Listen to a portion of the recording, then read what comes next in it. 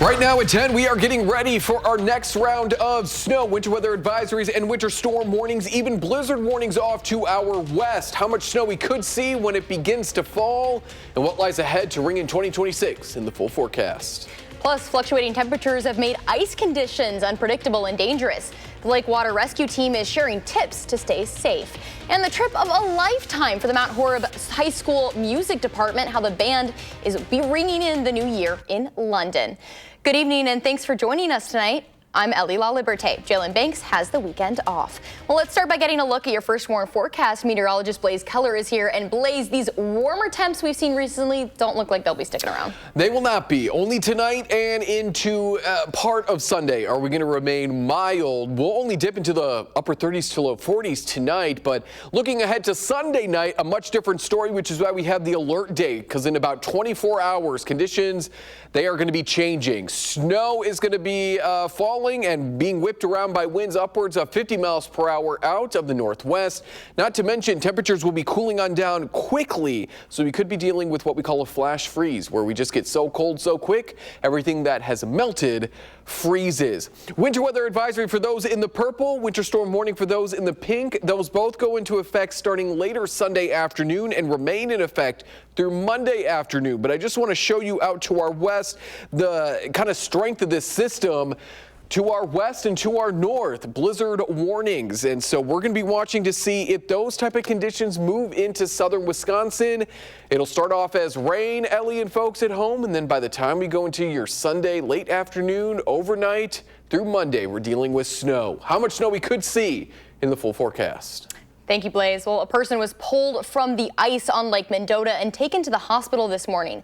The Madison Police Department's Lake Rescue Team says the person fell through thin ice near Iota Court. Lake Rescue officials say area lakes may look safe, but as temperatures have fluctuated recently, ice conditions have become unpredictable and dangerous. Our Nash Darrow was able to talk to the Lake Water Rescue Team that assisted on Lake Mendota this morning for safety tips you should follow when out on the ice. Ellie, even though the weather has gotten warmer in the past few days, people are still out on the ice enjoying winter activities. But recent accidents have sparked some conversation about safety out on the lakes. Years in the past, ice on Lake Mendota would tend to clear much faster than other lakes in Dane County.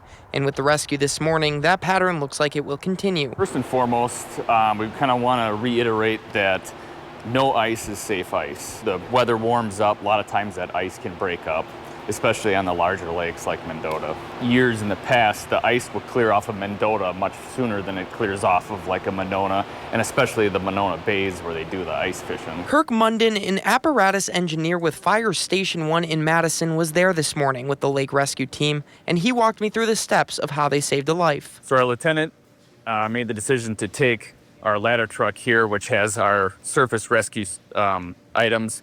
We have an RDC, which is a rapid deployment craft, as well as our exposure chutes. The firefighters will put the exposure chutes on. I was the one that managed to blow up the RDC, and then we were able to make that rescue from shore for that person that fell through this morning. The moral of the story is making sure to take that extra caution when out on the ice. For now, out at Lake Monona, Nash Darrow, News 3 Now.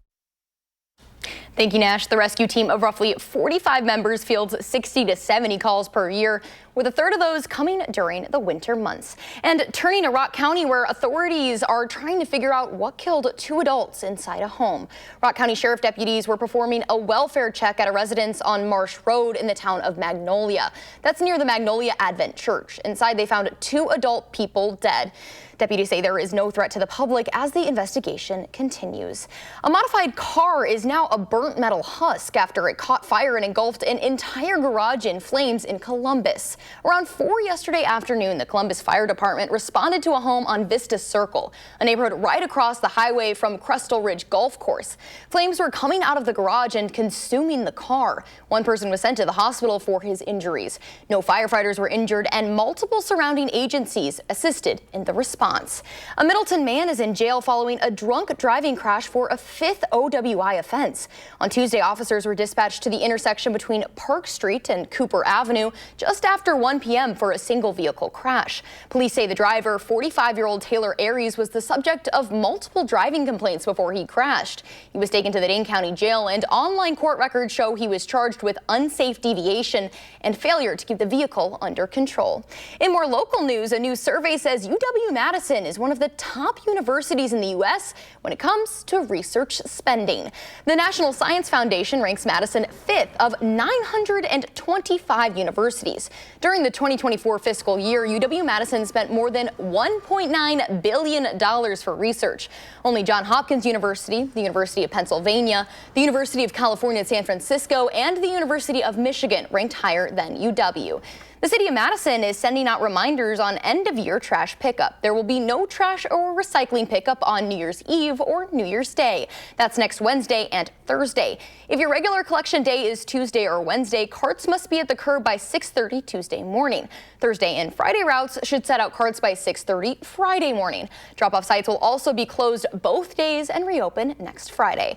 And now that the holiday season is over, you might be wondering what to do with that tree. Well, luckily enough, the city of Madison will take it off your hands. Just make sure you take off any stands or decorations. Tree collection will begin with initial pickups Monday, January 5th. If you missed that one, there will be another on the 20th. Just set out your tree by the curb by 6:30 a.m. on either of those dates.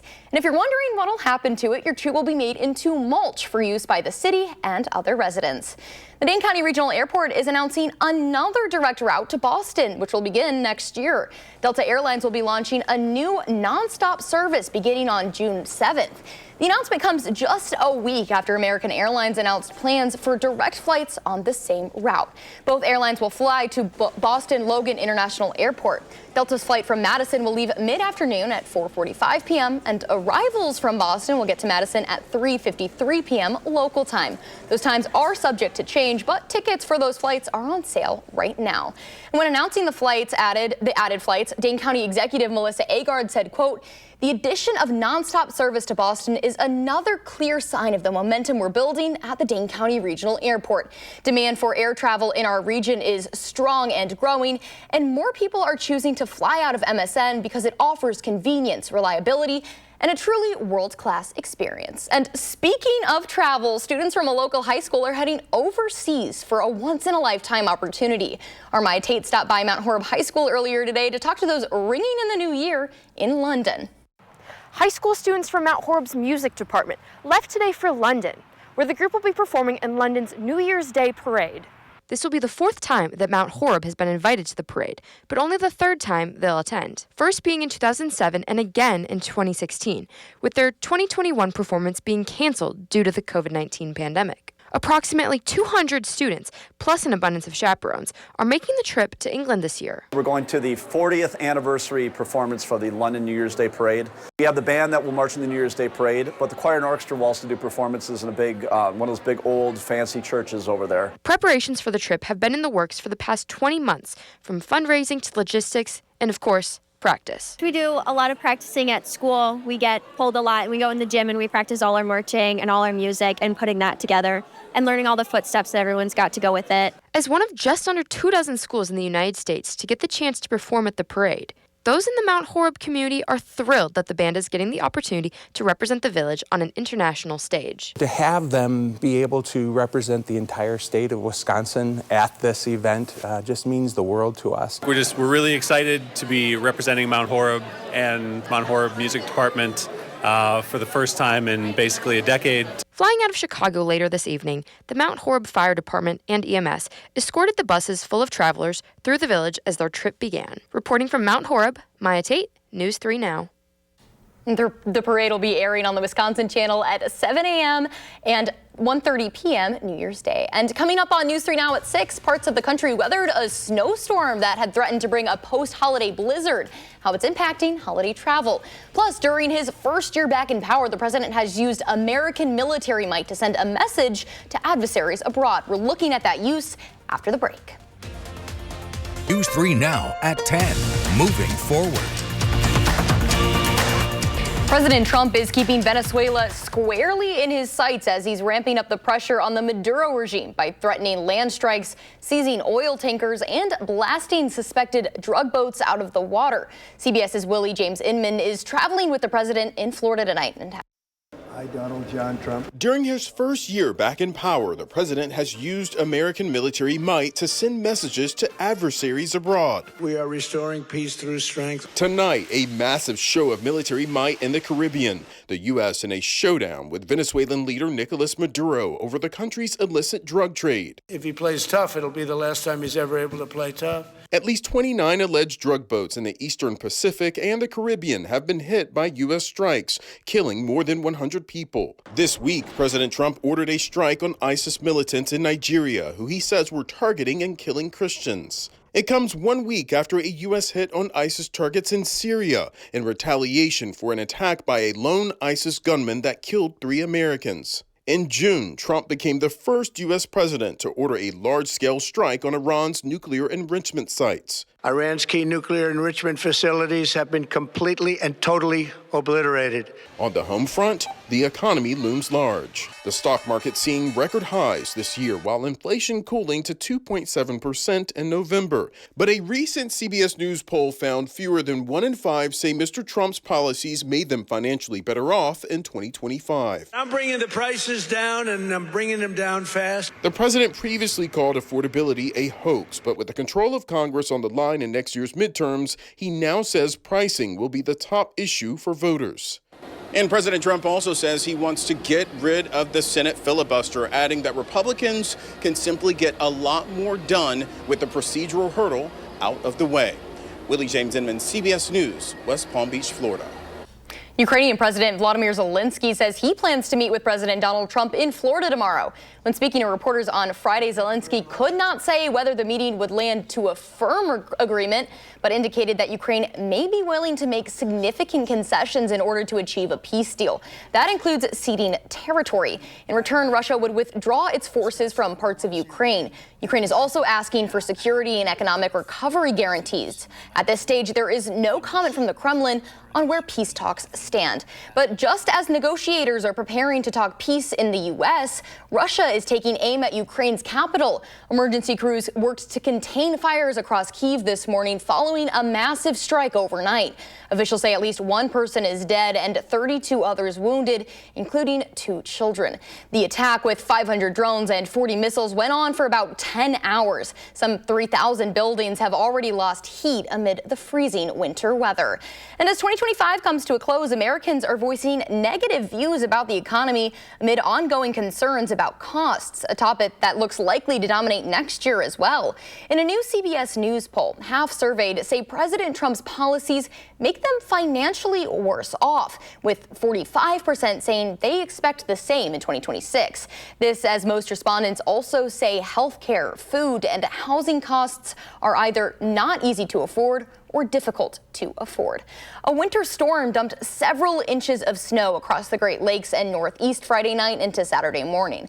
Thousands of flights were canceled across the country, just as millions of people predicted to travel post-Christmas. The storm even knocked out power for tens of thousands of customers in Michigan. Jen Sullivan is in New York with the details on the storm. A massive winter storm slamming the Northeast, dumping several inches of snow in major cities like New York, crippling travel. This is the most significant snowfall New York City has seen in years. Central Park measuring more than 4 inches of snow Saturday, according to the National Weather Service. Some parts of Westchester County seeing more than 6 inches of snow. A state of emergency declared in all 21 counties in New Jersey ahead of the storm. Officials warning people to stay off the roads. If you must travel, use public transportation. The heavy snow blanketing roadways and turning New York's LaGuardia Airport runways into an icy mess. The New York metropolitan area's 3 major airports are among the hardest hit. I live in Las Vegas, so we're not used to this. It was delayed and now it's on time again. More than 4,000 flights nationwide were delayed Saturday morning, and nearly 800 were canceled, according to FlightAware. This comes ahead of what is expected to be the busiest travel day of the holiday season. The Transportation Security Administration predicting close to 3 million travelers on Sunday. While the snow was a headache for many, some took advantage of it and had some fun. We used to make snowballs, but we don't do this anymore. The plan is go shovel, go make some money. In New York, I'm Jen Sullivan reporting. And turning now to Wisconsin's weather, let's get a look at your first warn forecast with meteorologist Blaze Keller. And Blaze, a snowstorm looks like it could impact Sunday travel here for us. That's right, especially overnight into Monday. So if you are going to be sending friends or family home, or you're going to be hitting the road yourself, know that I would leave earlier rather than later. Rain is going to be impacting us through the first, I would say, half of Monday.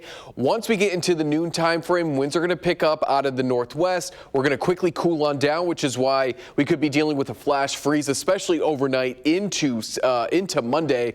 With winds gusting upwards of 50 miles per hour, it is going to be pretty tough to travel on the roads. Already we're starting to see blizzard warnings out to our west. We're starting to see winter storm warnings, winter weather advisories all across parts of the Midwest. So I would leave sooner rather than later on Sunday. You're going to be driving through the rain, but that's better than the breezy, cold conditions along with the snow that will reduce visibilities as we head into the afternoon and evening hours on Sunday.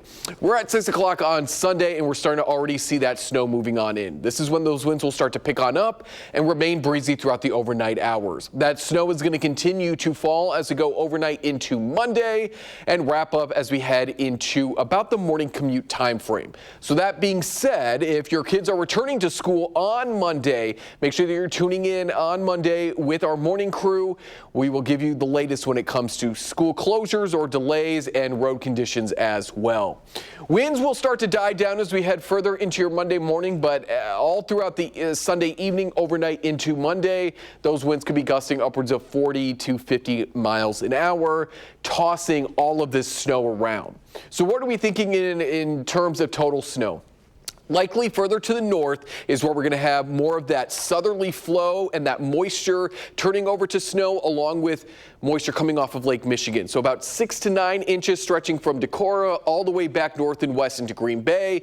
The darkest blue there, that's about 9 inches of snow in some spots. Here in the middle, stretching from Prairie du Chien back north into Fond du Lac, this blue, that's about 3 to 6 inches of snow. That does include Madison. We're looking at 1 to 3 in more of this lighter blue, and then across southeastern Wisconsin, probably up to an inch or less. We're going to be warmer than everybody else for longer. We may also be dealing with a little bit of some drier air. In all, I would budget for about 1 to 4 inches of snow. Further to the north, again, that's where we're anticipating the higher snow. Further to the south and east, where we're anticipating the lesser amounts of snow. This is going to be a mix of wet and heavy, and then eventually more of the kind of dry and fluffy once the cooler and drier air moves on in. So with the blizzard warnings popping up, could southern Wisconsin see our first blizzard warning issued out of the National Weather Service Milwaukee in almost 2 years? It depends on if we hit 2 factors for at least 3 hours. That would be sustained wind gusts upwards of 35 miles per hour or more, or frequent wind gusts, or do we have, in addition to that, we have to have falling or blowing snow that reduces visibility to about 1/4 mile or less. And again, all that has to be at least for 3 hours. We don't have to reach a certain snow total. We just have to do all this essentially for a set amount of time. It is possible, and if that is the case, that would be crazy because, again, it's been almost 2 years. And we'll, of course, keep you updated, but with gusts upwards of 50 miles per hour, I wouldn't be surprised if we really teeter on that possible blizzard-type conditions. You know what? Just budget for a blizzard and just don't be on the road. Yeah, see, I didn't know what a blizzard really consisted of until those nice little 3 factors right there. Well, and I think you know, we've been through, you know, TV shows and movies. Oh, it's a blizzard, tons and tons of snow. It's horrible outside, but you could get a blizzard in, you know, in theory, in like 4 inches of snow. Thanks, Blaze. Good information. Yeah. And Kay, what do we have next in sports? Coming up next in sports for you guys, how the Packers are doing as the game ends in Lambeau Field. Next on News 3 Now.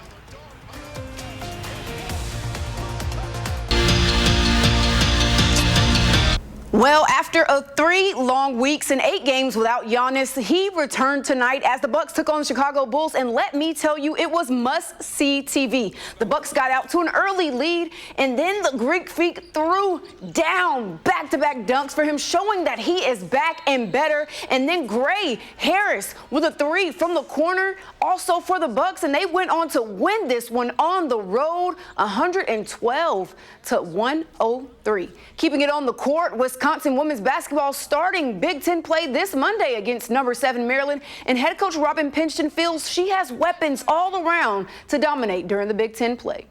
I think our depth has played a huge role for us, and I think it will continue to do that in Big Ten play.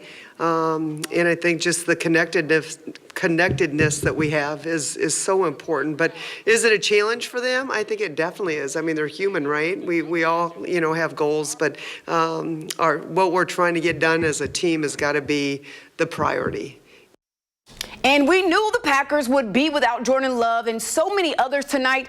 And QB backup Malik Willis had to put on a stellar performance. And it started off with the Ravens scoring, and then Malik Willis finds Christian Watson 39 yards down the field for a touchdown to get on the board. And then the Ravens, Derrick Henry, was doing what he does best, ran one in on a 3rd and goal to take the lead for the Ravens. And Malik Willis was struggling in the pocket to find a man down the field. So he took a touchdown in for himself, but sadly the Packers would lose this one 41-24 because of Derrick Henry. That man had 4 touchdowns tonight, getting himself into the end zone for them to beat the Packers in Lambeau Field tonight, Ellie. Tough loss for the Packers tonight. Yes, definitely a rough one.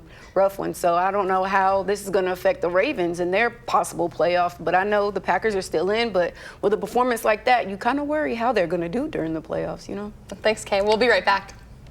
Well, and finally tonight, hundreds of holiday shoppers at a Texas grocery store got an unexpected early Christmas gift when an unforeseen computer glitch brought checkout lines to a standstill. That led management to announce that they would cover the cost of every shopper in the store. A wild ride. I'm glad I held on. Did you? That is nice. I would have hopefully a family member text me and be like, "What do you want?" Because but what if they told them like only what's in your cart right now? You can't add extra stuff into your cart. Supermarket because I think the store would be sold out, right? Yeah, well, they had to be like, what's in your cart right now? Sure. You can't grab anything else. They lock everybody down. Handcuffed. I like how this took such a turn for us. This is such a nice holiday thing. Yeah. It was emotional. Alert day conditions tomorrow, also emotional because it's going to be cold, it's going to be snowy, and it is going to be windy. Areas, Madison North, especially Sunday night into Monday, we're going to be dealing with some strong winds, some snow, heavy at times, likely making off with about 1 to 4 inches of snow for many of us listening right now. Higher accumulations further north. Snow lasting through Monday when we go from the 40s to about 19 degrees. Oh, fun little turn there. Yes. Not excited for that.